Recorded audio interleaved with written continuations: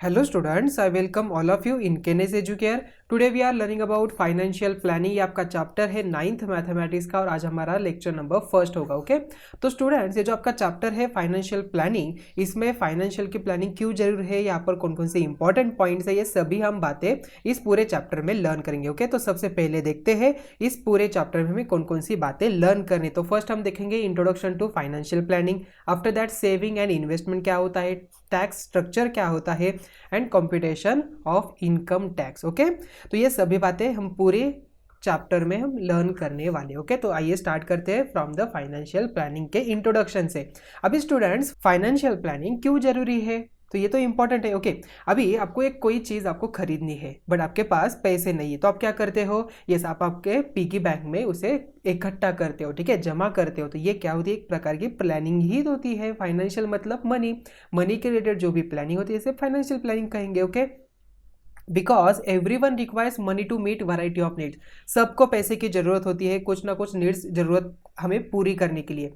That is why after spending on the necessities of the present, everyone tries to save money to make provision for the future needs. Okay हम सभी देखते हैं. अभी for example आपको कोई चीज़ खरीदनी है, ओके आप वो जो चीज़ है फ्यूचर में खरीदने वाले, बट आप क्या करते हो, अभी से सेविंग करना स्टार्ट करते हो. आपके पिगी बैंक में आप थोड़ा थोड़ा सा पैसा जमा करते हो. क्यों करते हो, तो आपके फ्यूचर के नीड के लिए. Okay so that is what we call saving money. उसे हम क्या कहते हैं, सेविंग कहते हैं. ओके मनी की सेविंग हो गई. Okay in order to protect our savings or even to make them grow, we keep them as a fix deposit or buy immovable property such as house, land etcetera. That is what we call investment. Okay अभी हम क्या करते हैं, जो पैसे हमने saving किया but उसके ग्रोथ भी होनी चाहिए. मतलब वैसे के वैसे हमने रख दिया. फॉर एग्जाम्पल 10 रुपीज़ का नोट मैंने वैसे के वैसे रख दिया.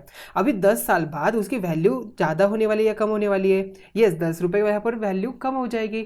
मतलब यहाँ पर फॉर एग्जाम्पल देखिए, यहाँ पर एक एग्जाम्पल है पेंसिल का. हमने कुछ पेंसिल्स यहाँ पर खरीद लिए, तो आफ्टर सम टाइम वो पेंसिल जो है यहाँ पर फॉर एग्जांपल 10 रुपीज़ में मैंने 2 पेंसिल अभी खरीद लिए. आफ्टर 10 ईयर्स क्या मुझे 10 रुपीज़ में 2 पेंसिल ही मिलने वाली है, नहीं, ये पॉसिबल नहीं हो सकता. तो यहाँ पर आई थिंक 10 रुपीज़ मुझे सिर्फ एक ही पेंसिल मिल सकती है, ठीक है. मतलब वैल्यू क्या हो जाएगी, बढ़ जाएगी. Okay so in order to protect और आवर सेविंग, हमें सेविंग जो है हमें उसे प्रोटेक्ट भी करना है, उसका ग्रो भी करना है. ओके तो उसमें थोड़ा सा बढ़ जाए तो उसमें इंटरेस्ट मिल जाए. तो हम ऑलरेडी हमने बैंक को देखा है. ओके बैंक मतलब उसमें सेविंग अकाउंट क्या होता है, करंट अकाउंट होता है. ऑलरेडी हमने ये सभी बातें प्रीवियस स्टैंडर्ड में ऑलरेडी लर्न किया है. ओके वहाँ पर इंटरेस्ट क्या होता है, कौन सी बैंक कितने इंटरेस्ट देती है. Okay so on the basis हमें इंटरेस्ट भी मिलता है. तो इंटरेस्ट मतलब हमारे मनी का ग्रो हो गया. Okay so we keep them as a fix deposit. Previous time हमने लर्न किया फिक्स डिपॉजिट मतलब सम टाइम, फॉर एग्जांपल एक अमाउंट जो होती है हम क्या करते हैं, समथिंग पीरियड के लिए हम यहाँ पर फिक्स वैसे ही रख देते हैं बैंक में. Okay so on that amount bank हमें कुछ इंटरेस्ट देती है. ओके और बाय इमूवेबल प्रॉपर्टीज, वैसे जैसे कि यहाँ पर हाउस हम खरीद लेते हैं या तो लैंड खरीदते हैं. बिकॉज देखिए आज के जो लैंड की कॉस्ट है आफ्टर सम टाइम्स यहाँ पर उसकी कॉस्ट बढ़ सकती है. तो ये क्या हो जाएगा, यहाँ पर एक टाइप का इन्वेस्टमेंट यहाँ पर कहलाएगा. Okay so every investor first spend the amount required to meet primary necessities and saves the remaining amount. Okay one also use these savings to make a carefully consider investment. यहाँ पर carefully consider, यहाँ पर देखिए जो invest हम करते हैं हमें केयरफुली इसमें करना चाहिए, ठीक है. This is called financial planning. उसे क्या हम कहते हैं, फाइनेंशियल मतलब कौन से हाउस के लिए मुझे यहाँ पर मेरी जो अमाउंट है मुझे इन्वेस्ट करना है, कहाँ पर कौन से एरिया में मुझे इन्वेस्ट करना है कि जैसे आफ्टर सम टाइम मुझे उसमें से ज़्यादा इंटरेस्ट मिल जाए. ओके सो उसे क्या कहते हैं, जो सभी प्लानिंग हम करते हैं उसे कहते हैं financial planning. The main purpose of the financial planning is protection and growth of the wealth. Okay main क्या है, प्रोटेक्शन है. इसका प्रोटेक्शन, हमें जो मनी है, जो हमारे अमाउंट है, जो हमने सेविंग किया है उसका प्रोटेक्शन हो जाए और उसका ग्रोथ हो जाए. ओके यही तो मेन इंपॉर्टेंट होता है फाइनेंशियल प्लानिंग का. ओके अभी फाइनेंशियल प्लानिंग क्यों जरूरी है. ओके तो देखते हैं. देखिए यहाँ पर प्रेडिक्टेबल एक्सपेंसेस होते हैं और अनप्रेडिक्टेबल एक्सपेंसेस. मतलब हमें मनी जो मनी है हमारा किस लिए हमें ज़रूरत होता है। ओके, तो फर्स्ट वन देखिए, education of children and other expenses of them. Okay, मतलब फॉर एग्जांपल आफ्टर आपकी 12th या तो 10 के बाद आप ग्रेजुएशन के लिए जाओगे। ओके, ग्रेजुएशन के लिए आपको फॉर एग्जांपल अदर कंट्री में जाना हो तो वहाँ पर आपका खर्चा ज़्यादा हो जाएगा। तो वो एक्सपेंस है वो क्या है, प्रेडिक्टेबल, मतलब वो होने वाला है। तो हम क्या करते हैं, जब हम प्राइमरी में एजुकेशन ही ले रहे थे तब से हमारे पेरेंट्स क्या करते हैं, कुछ अमाउंट बैंक में सेव करना चालू करते हैं। ठीक है, फॉर द चिल्ड्रन के फ्यूचर के लिए, उनके एजुकेशन के लिए वो क्या करते हैं, सेविंग करते हैं। ठीक है, ये क्या हो गया, प्रेडिक्टेबल एक्सपेंस, मतलब ये होने वाला है, प्रेडिक्ट हो सकता है। Okay, after that capital for profession और बिजनेस, बिजनेस के लिए जो अमाउंट लगती है वो भी क्या हो जाएगा, प्रेडिक्टेबल हो जाएगा। बाइंग अ व्हीकल, मुझे व्हीकल खरीदना तो उसके भी प्रेडिक्टेबल एक्सपेंस हो जाएगा। बाइंग और बिल्डिंग अ हाउस, देन उसके बाद ओल्ड एज रिक्वायरमेंट्स। ओके, अभी अनप्रेडिक्टेबल, हम इसे प्रेडिक्ट नहीं कर सकते, ये कभी भी एक्सपेंस, मतलब ये हो सकता है। ओके,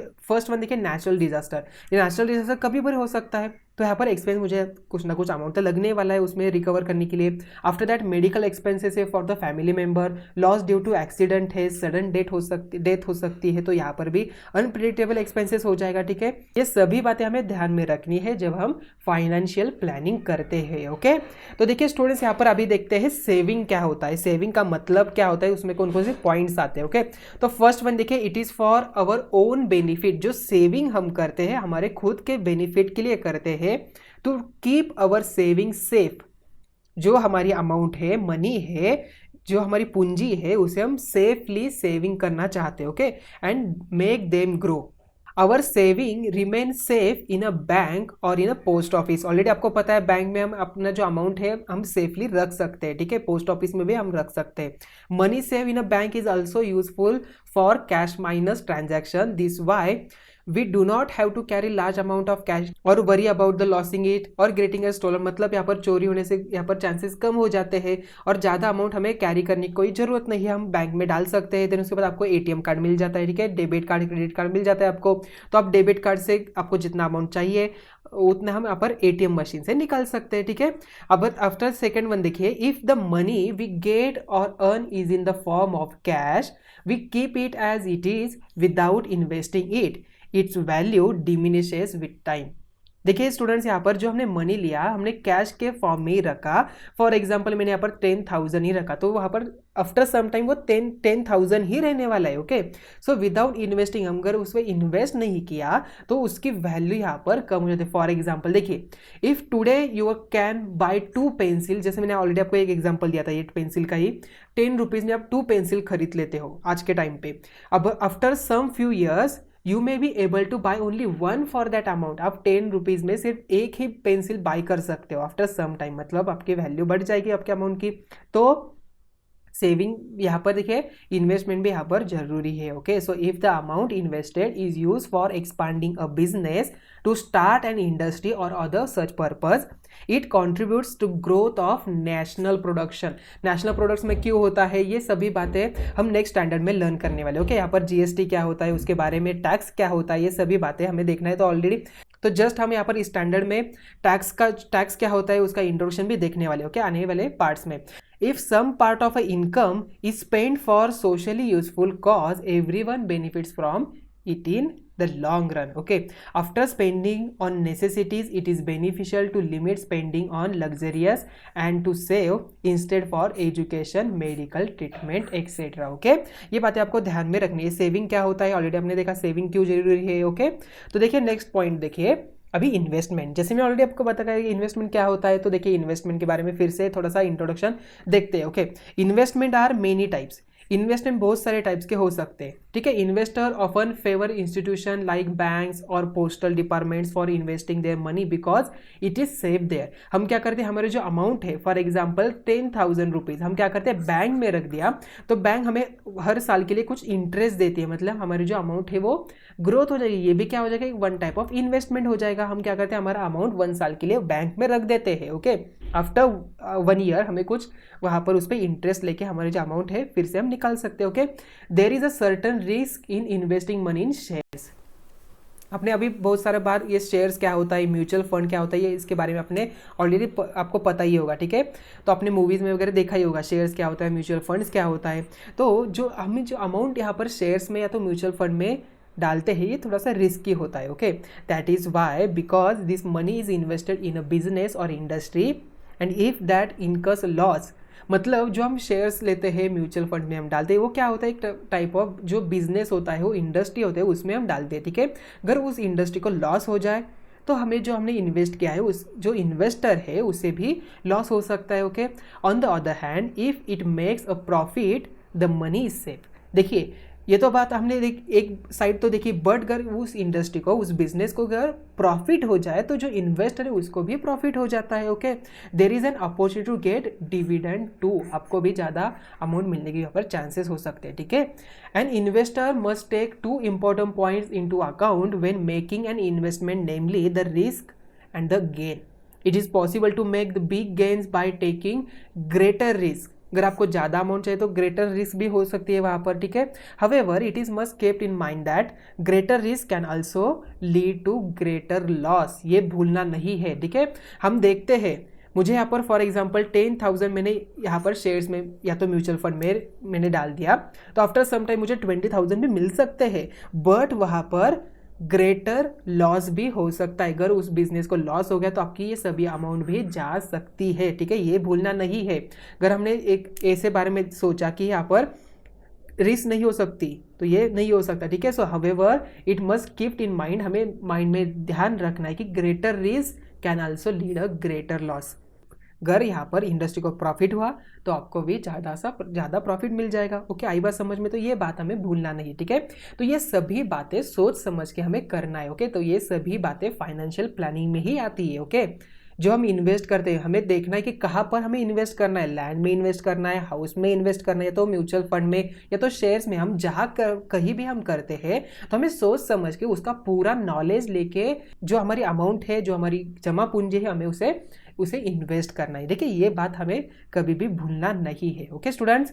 अभी देखिए कुछ एग्जांपल्स हम अभी देखते हैं, ओके। एग्जांपल देखिए, Shyamrao income is 2015-16 after paying all taxes is rupees 6,40,000. He pays rupees 2,000 per month for the insurance and 20% for his annual income into provident fund. He puts aside for 500 per month for the emergencies. How much money does he have for yearly spending? अभी देखिए श्यामराव है, उनका जो income है 2015 and 16 का उन्होंने यहाँ पर दिया है, आफ्टर ऑल टैक्सेस पेइंग, उन्होंने सभी टैक्स पे किया है तो उनको इनकम कितना मिला है यहाँ पर 6,40,000 यहाँ पर मिला है, okay. He page 2,000 rupees per month for the insurance. अभी देखिए पर मंथ उन्होंने क्या किया है, पे किया है, मतलब पूरे साल का क्या हो जाएगा। सो फर्स्ट हम यहाँ पर लिखते हैं, ठीक है। सो फर्स्ट यहाँ पर लिखेंगे एनुअल इनकम कितना है उनका, देखिए यहाँ पर लिखते हैं annual income, okay. So annual income is equal to क्या है 6,40,000 रुपीज, ओके, इंडियन रुपीज में। आफ्टर दैट इंश्योरेंस प्रीमियम देखिए क्या है इसका, सो इंश्योरेंस प्रीमियम यहाँ पर लिखते हैं insurance premium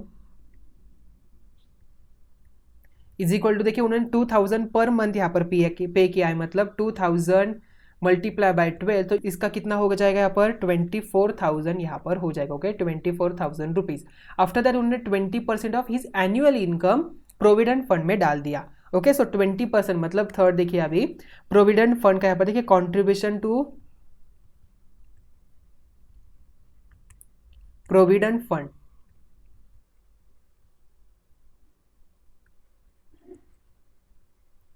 is equal to क्या आ जाएगा यहाँ पर 6,40,000, ओके, मल्टीप्लाई बाय 20%, मतलब डिवाइडेड बाय 100, 10 कैंसिल हो जाएगा, 10 कैंसिल हो जाएगा। सो हाउ मच इट इज यहाँ पर 1,28,000 रुपीज यहाँ पर आ जाएगा, ठीक है। 1,28,000 रुपीज उन्होंने प्रोविडेंट फंड में डाल दिया, ओके। अभी उन्होंने 500 rupees per month for the emergency के लिए रख दिया, ठीक है। So fourth one amount put aside for emergency, okay. So यहाँ पर लिखेंगे amount put aside for emergency, कितनी अमाउंट यहाँ पर 500 multiply by 12, so we get how much 6,000 rupees, okay. अभी देखिए 6,000 हमें फाइंड आउट क्या करना है, how much money does he have for yearly spending, मतलब उनके पास अभी कितना अमाउंट बचा है हमें वो फाइंड आउट करना है। तो यहाँ पर क्या करना पड़ेगा, ये सेकेंड मतलब इंश्योरेंस का प्रोविडेंट फंड का और इमरजेंसी फंड का, इसके हमें एडिशन करनी है, वो माइनस करना है एनुअल इनकम से. So we can easily get यहाँ पर amount available for yearly expenses. Okay, so we write first down हम यहाँ पर लिखते हैं total plan expenditure. Okay, is equal to क्या आ जाएगा 24,000 plus 1,28,000 plus 6,000. So we get 1,58,000 यहाँ पर टोटल हो जाता है. ठीक है, सो देयरफॉर लास्ट आंसर हमारा बन जाता है अभी amount available for yearly expenses. कितने अमाउंट यहाँ पर उनके पास बची है, तो 6,40,000 माइनस 1,58,000. ठीक है, सो यहाँ पर क्या आ जाएगा 1,58,000 यहाँ पर माइनस करते हैं तो 4,82,000 यहाँ पर बच जाते हैं इंडियन रुपीज़ में. ठीक है, so what is the answer 4,82,000 यहाँ पर आंसर बन जाएगा. Okay, so I think question आपको समझ में आ चुका होगा. तो स्टूडेंट देखते हैं अभी नेक्स्ट वन. तो स्टूडेंट देखिए यहाँ पर एग्जाम्पल नंबर 2 है, mister Shah invested ₹3,20,000 in a bank at 10% compound interest. Okay, he also invested ₹2,40,000 in mutual funds at a market rate. He got ₹3,05,000 after 2 years. How much did he gain.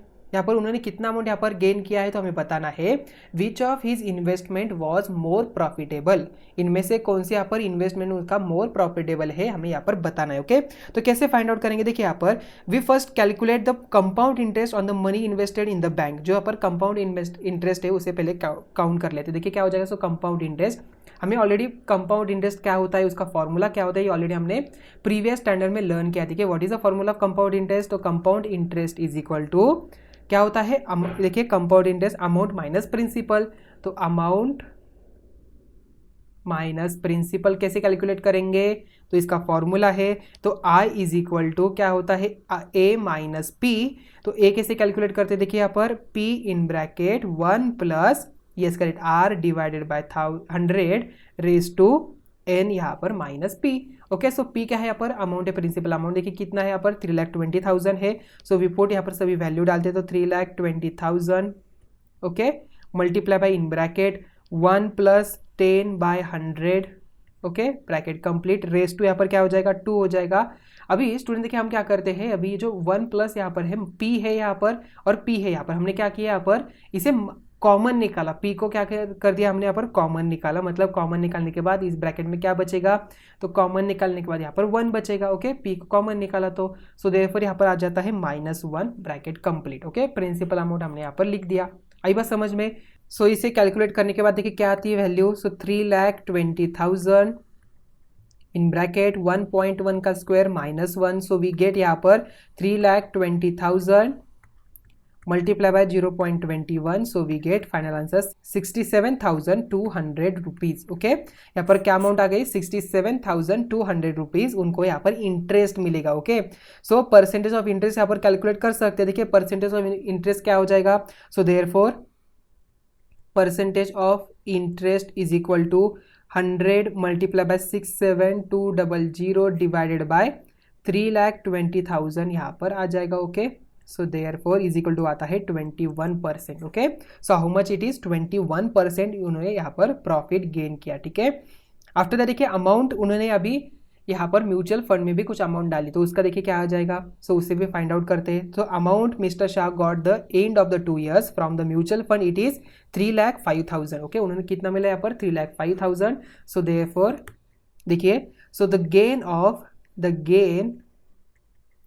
From the mutual fund is equal to क्या हो जाएगा 3,05,000 minus 2,40,000. Okay, is equal to we get क्या हो जाएगा यहाँ पर 65,000 rupees यहाँ पर हो जाएगा. ओके, सो देयरफॉर इसका परसेंटेज क्या हो जाएगा, देखिए तो इसका परसेंटेज हम यहाँ पर निकालते हैं तो percentage gain. Okay, percentage gain direct में यहाँ पर सिंबल ही डाल रहा हूँ. ओके, आपको यहाँ पर नेम में लिखना है. तो percentage gain 65,000.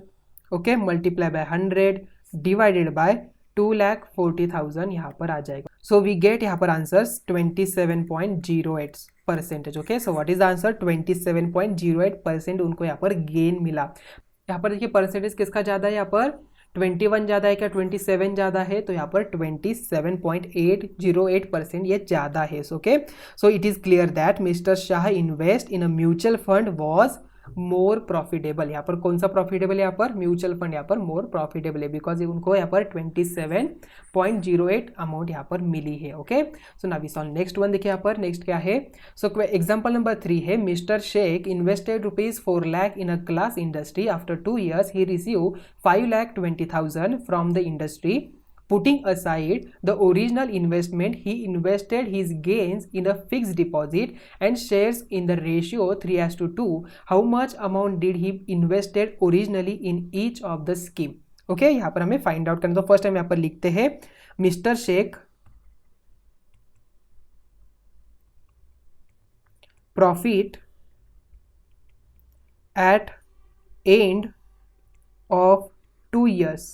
Okay, is equal to क्या है? 5,20,000 माइनस 4 lakhs यहाँ पर आ जाएगा। ठीक है, so therefore we get 1,20,000 rupees. Okay, कितना गया प्रॉफिट यहाँ पर? 1,20,000 रुपीज। तो उन्होंने अमाउंट यहाँ पर 3:2 रेशियो में उन्होंने यहाँ पर लिया है। Okay, so therefore amount invested in the fix deposit क्या हो जाएगा? सो देयरफॉर हम यहाँ पर लिखते हैं amount invested in fix deposit is equal to क्या हो जाएगा? 3/5 multiply by 1,20,000। Okay, so is equal to we get यहाँ पर इसे कैलकुलेट करने के बाद हमें मिलता है 72,000 rupees. Okay, so therefore after that amount invested in shares. Okay, so amount invested in shares is equal to क्या आ जाएगा? 2/5 multiply by 1,20,000। Okay, so therefore we get 2 multiply by 24,000। Okay, so we get यहाँ पर 48,000 rupees. Okay, so therefore अभी मुझे बताओ mister Sheikh invested 72,000 rupees in a fix deposit and 48,000 rupees in a share यहाँ पर मिल जाएगा। Okay, so I think question आपको ये समझ में आ चुका होगा।